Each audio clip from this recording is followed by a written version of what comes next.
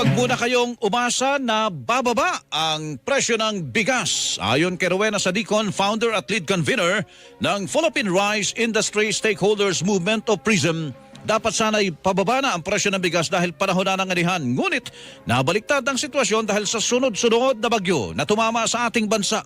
Sa isyu naman ng imported na bigas, sinabi ni Sadicon na bagamat hindi apektado ng kalamidad ang mga bansang pinagkukunan natin ng supply, tumataas naman ang presyo dahil sa paghigpit ng supply at paglakas ng demand o pangangailangan. Yung inaasahan po natin na supply ng commercial o yung local natin ay hindi nga po natin in-expect na supposedly dapat ay pababa, nabaligtad po dahil because of this situation ng kalamidad.